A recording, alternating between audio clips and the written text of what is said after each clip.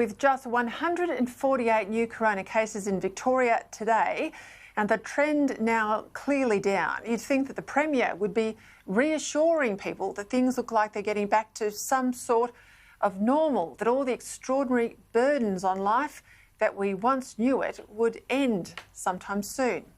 That there'd be no more curfew, no more virtual house arrest for 5.5 million Melburnians, that jobs and businesses might start to pick up the pieces, that people could attend a funeral with more family than just 10, that you might be able to drive more than 5 kilometres from your home. Well, sadly not for a Premier clearly drunk on power.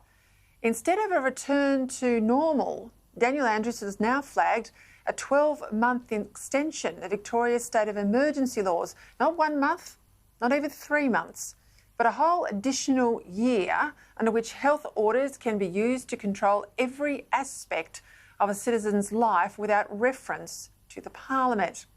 There have now reportedly been over 300,000 separate incidents where Victorian police or other officials have intervened to enforce social distancing rules since they were first imposed back in March. Incidents where people have been punished for fishing, rebuked for sitting on a bench in a park, for giving one of their children a driving lesson.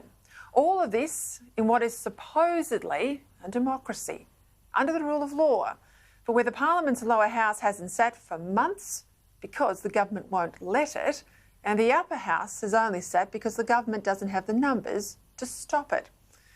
The idea that 6.5 million Victorians should live for another year on top of the 6 months already endured under the diktat of the Premier, well, it's an affront to democracy, especially given that much of this coronavirus mess is a mess of his own government's making.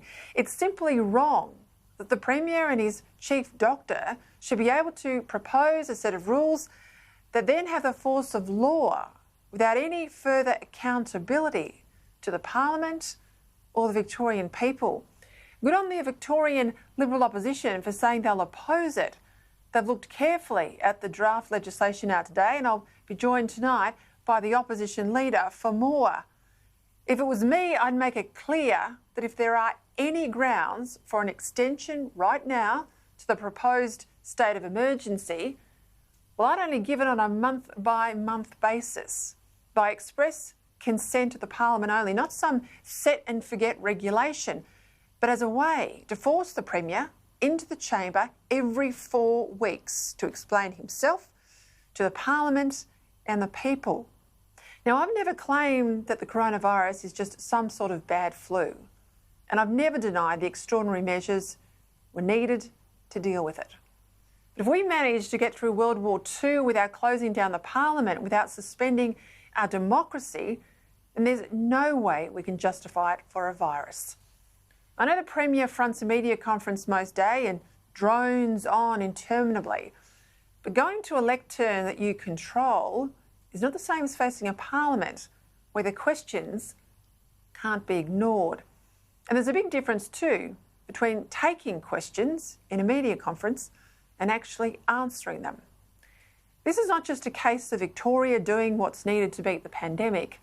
It's an assault on democracy, and the resistance needs to be urgent, widespread, and led by the Prime Minister, as well as other federal Victorian MPs. Dictator Dan is doing his best, isn't he, to live up to his moniker.